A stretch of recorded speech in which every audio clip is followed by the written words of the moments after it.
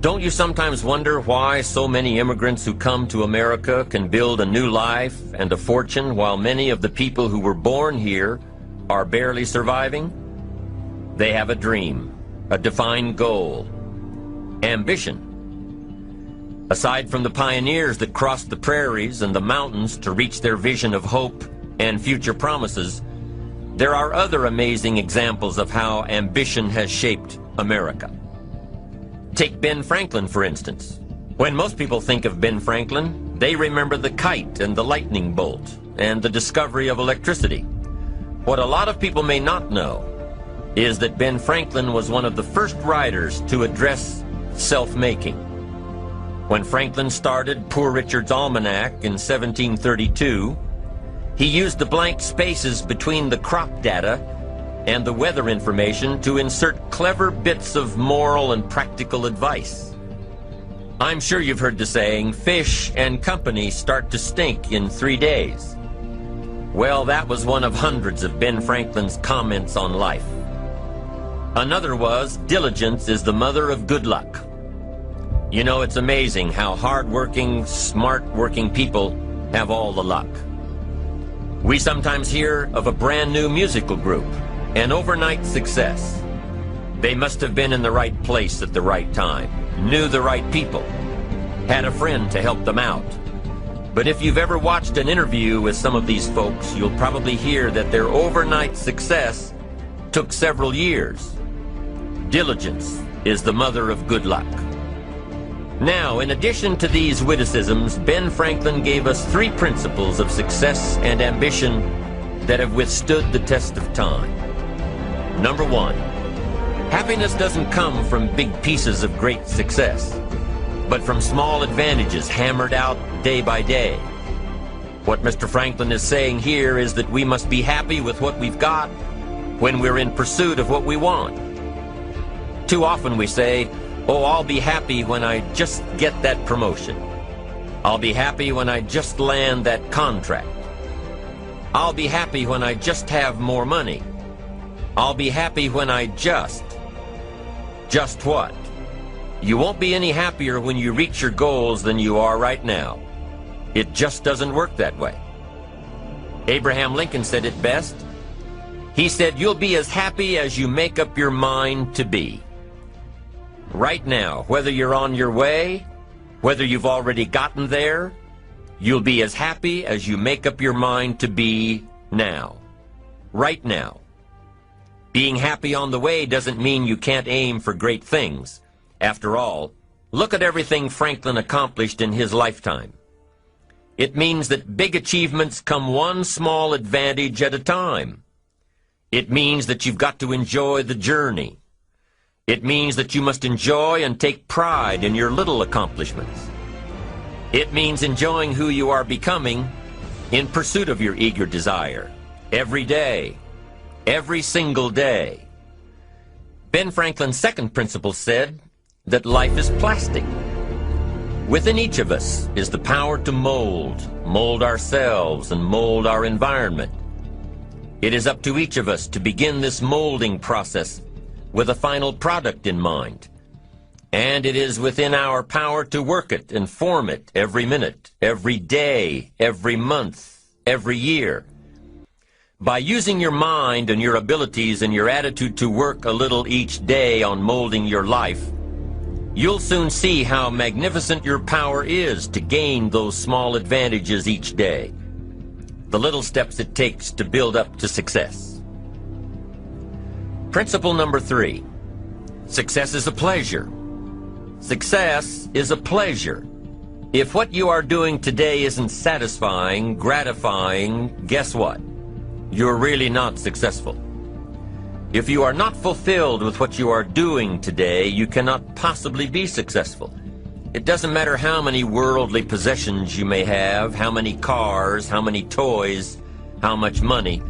If you're not happy with your life as it is, you cannot be successful.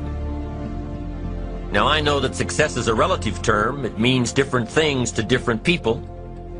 To a school kid, success may mean a star on top of his latest test. To a homemaker, it probably means that she has a well-run household and a wonderful family. To an outside professional, it's most likely the thrill of closing a major contract, or the pride in accepting a performance bonus, or being named the top producing salesperson.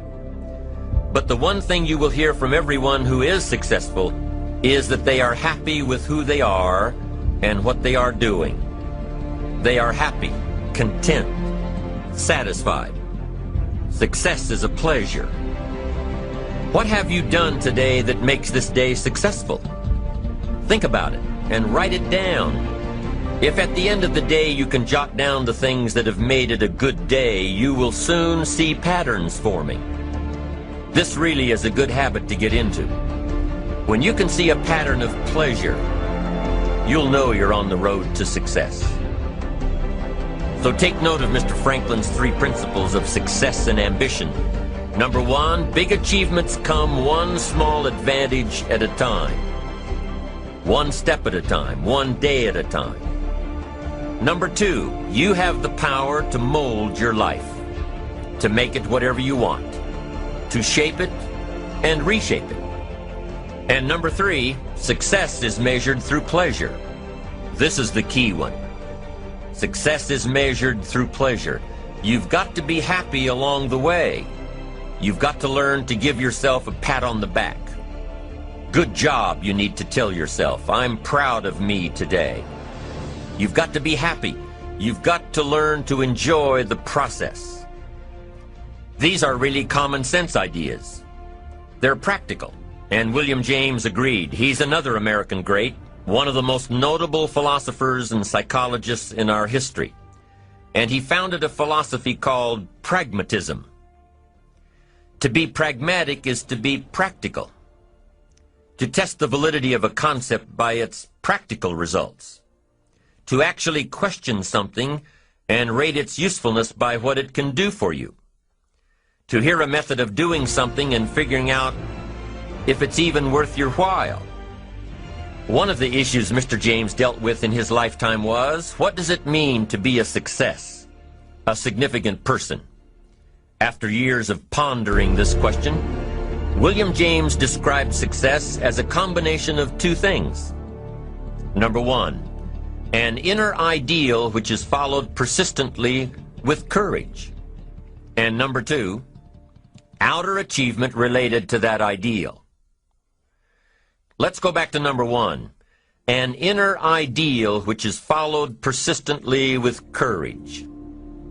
I take that to mean defining a goal and having the resolve to complete it. No matter what, I'll do it or die. Promise yourself you'll read the books until your skills change. Go to the seminars until you get a handle on it. Do it until it makes sense. Practice it until you've got it right. Don't give up until you get where you want to be, however long that is. Step by step, piece by piece, book by book, seminar by seminar, do it until. Go for it. Until is a very important word. It's magic. It means that you'll never give up. Don't miss the chance to grow, to pay the price. Until you learn, change, grow. You'll discover some of life's great treasures when you pay that price. William James' second part to success dealt with the outer achievement related to that ideal.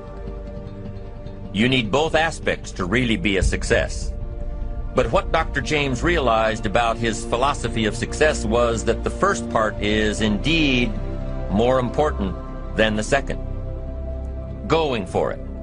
As long as you're working toward your inner goal, your dream, then success is possible. But once you give up your inner vision, then you can never become successful. You never will become successful.